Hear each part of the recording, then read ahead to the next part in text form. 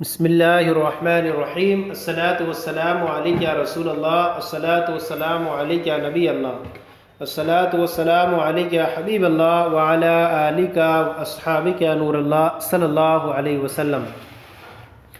آج ہم آپ کے سامنے اپنی کتاب نحو میر مترجم دعوت اسلامی کی اس کا سبق نمبر یوں تو اس اعتبار سے سبق نمبر 4 ہے، لیکن ہمارے چینل کے اعتبار سے لیسن نمبر اس کا 8 آپ کے سامنے پیش کیا جا رہا ہے۔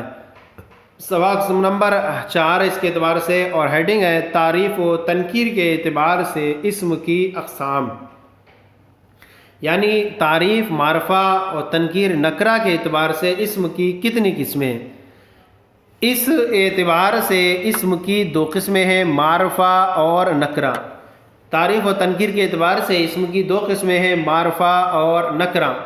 آگے بیان کر رہے ہیں آپ کے سامنے۔ اب معرفہ آیا تو معرفہ، اسم معرفہ کی تعریف، وہ اسم جو کسی معین یعنی خاص چیز کے لیے وضع کیا گیا ہو اسے معرفہ کہتے ہیں۔ معرفہ کی تعریف ہوئی وہ اسم جو کسی معین خاص چیز کے لیے وضع کیا گیا ہو اسے معرفہ کہا جاتا ہے۔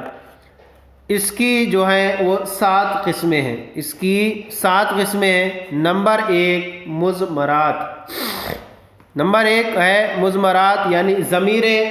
جو ضمیریں ہیں وہ ساری مرفوعات میں شمار ہوتی ہیں، اور وہ جو ہوتی ہیں وہ معرفہ ہوتی ہیں، خاص چیز کے لیے وضع کی گئی ہیں، جیسے انا میں، انا نحنو، انتا انتما، انتم انتے، انتما انتنا، ہوا ہما، ہم ہیا، ہما ہن۔ اس طرح سے جتنی ضمیریں ہیں وہ مرفوعات میں معرفہ میں شمار ہوا کرتی ہیں، اور یہ معرفہ ہوا کرتی ہیں چونکہ یہ اسم کا کام کیا کرتی ہیں، جیسے انا، انتا، میں اور تم۔ دوسری ہے قسم اس کی اعلام۔ اعلام یہ جمع ہے علم کی، اور علم اسے کہتے ہیں جو معین کے لیے اس طرح وضع کیا گیا ہو کہ اس وضع کے ساتھ دوسرے کو شامل نہ ہو، یعنی واضح نے جب اسے وضع کیا وضع کے اعتبار سے تو دوسرے کو شامل نہ ہو، جیسے کہ ہمارے تمہارے نام جب ہمارے والدین وغیرہ نے وضع کیے تو اس میں دوسرے کی وضع شامل نہیں، جیسے زید ہے، عمر ہے وغیرہ۔ تیسری قسم ہے معرفہ کی اسماء اشارات۔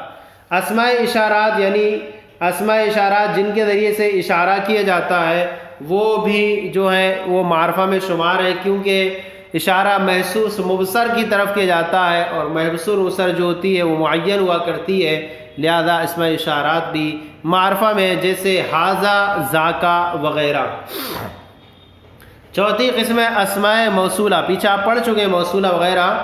اسماء موصولہ، اسماء موصولہ بھی یہ جو ہے معرفہ کی اقسام میں سے ہیں، اور یہ بھی جو ہے معرفہ ہوا کرتے ہیں، جیسے اللتی، الذی، اللتی۔ ان تینوں قسموں کو مبہمات کہتے ہیں، یعنی کہیں گے ان تینوں قسموں کو مبہمات کہتے ہیں، جیسے اسماء اشارات، اسماء موصولات اور وغیرہ کو ان دونوں قسموں کو مبہمات کہتے ہیں۔ کون سی؟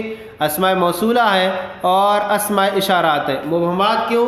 یہ چونکہ جب تک ان کا مشار الیہ ذکر نہ کیا جائے، اسی طرح اسماء موصولہ کا صلہ جب تک نہ ذکر کیا جائے، ان کے اندر مبہم چیز رہتی ہے، کلام واضح نہیں ہوتا، اس لیے ان دونوں قسموں کو اسماء اشارات اور موصولات کو مبہمات کہتے ہیں۔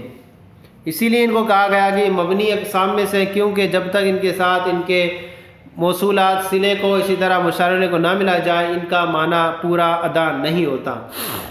آگے ہے نمبر 5 معرب بندا۔ معرب بندا یہ بھی جیسے یا رجل، اے مرد۔ معرب بندا وہ نکرہ ہے جس سے پہلے حرف ندا آ جائے، تو حرف ندا آ جانے کی وجہ سے وہ بھی کیا ہو جاتا ہے، وہ معرفہ ہو جایا کرتا ہے، جیسے یا رجل۔ اب رجلن اگر ہم بولیں گے صرف تو کوئی بھی مرد ہو سکتا ہے، لیکن جب اس سے پہلے ندا کر دی تو ندا کے ذریعے خاص ہو گیا، تو اب یہ مرد معین معرفہ کی اقسام میں شامل ہو جائے گا۔ نمبر 6 ہے معرب باللام، یعنی معرب باللام وہ اسم جس پر پہلے سے الف لام، جس سے پہلے الف لام آ جائے، پہلے سے تو لام نہ الف لام نہ ہو لیکن آ جائے تو وہ بھی معرفہ ہو جاتا ہے. جیسے رجل سے الرجل، تو رجل نکرہ تھا لیکن الرجل بنا لیے تو اب یہ خاص مرد اور معرفہ ہو گیا. نمبر 7 وہ اسم جو ان میں سے کسی ایک کی طرح مضاف ہو. ان میں سے کسی ایک کی طرح مضاف ہو یعنی مضاف ہو لیکن منادہ کے علاوہ، یعنی منادہ کو چھوڑ کر کے 5 قسموں کی طرف، یعنی منادہ کے علاوہ 5 میں سے کسی ایک کی طرف مضاف ہو تو وہ جو ہوگا وہ بھی معرفہ ہو جائے گا. سب سے پہلے جیسے غلامہ، یہ غلامہ یہ مضاف ہے، اسم ضمیر کی مثال ہے، ضمیر کی طرح مضاف ہو گیا. اسی طرح مثال ہے غلام زید، یہ غلام اسم مضاف ہے، زید ایک علم کی طرف مضاف ہے. اسی طرح غلام حاضہ، یہ غلام مضاف ہے، حاضہ اسم اشارہ کی طرف. غلام الذی عندی، غلام الذی یہ غلام مضاف ہے، الذی اسم موصول کی طرف. اور غلام الرجل یہ غلام مضاف ہے، الرجل معرب باللام کی طرف.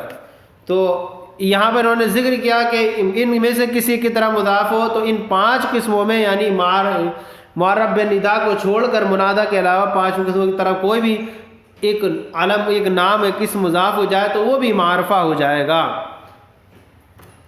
لیکن اگر کسی نکرہ کی طرف مضاف ہو تو وہاں پر معرفہ نہیں ہوتا، پھر وہاں پر وہ تخصیص پالی جاتی ہے لیکن نکرہ یعنی معرفہ نہیں ہوتا. پھر آگے آپ کے سامنے بیان کر رہے ہیں اسم نکرہ. یہ معرفہ ہو گیا، معرفہ کی 7 قسمیں آپ نے پڑھ لی. سب سے پہلی تھی مضمرات، دوسری تھی اعلام، تیسری اسماء اشارات، چوتھی اسماء موصولات، 5ویں معرب بالندا، 6ٹھی معرب باللام اور 7ویں جو ان میں سے کسی کی طرف مضاف ہو. اب نکرہ کے بارے میں بیان کر رہے ہیں. نکرہ کسے کہتے ہیں؟ نکرہ وہ اسم جو کسی غیر معین شے کے لیے وضع کیا گیا. اس کی اقسام نہیں ہے، صرف مثال پیش کر دی انہوں نے. رجل مرد اور فرس گھوڑا، یعنی رجل کوئی مرد، فرس کوئی گھوڑا، جو کسی غیر معین کے لیے وضع کیا گیا ہو، کس سے کوئی خاص مراد نہ ہو تو اس کو ہم نکرہ کہیں گے. تو یہ جو آج کا سبق ہے مختصر ہے، آج کا یہ سبق ہمارا مکمل ہو گیا نحومیر اور ترجم کا. آپ کو یہ ہمارا سلسلہ کیسا لگا ضرور کامنٹ باکس میں لکھ کر ارسال کریں. اگر کوئی کمی ہو تو اصلاح فرمائیں.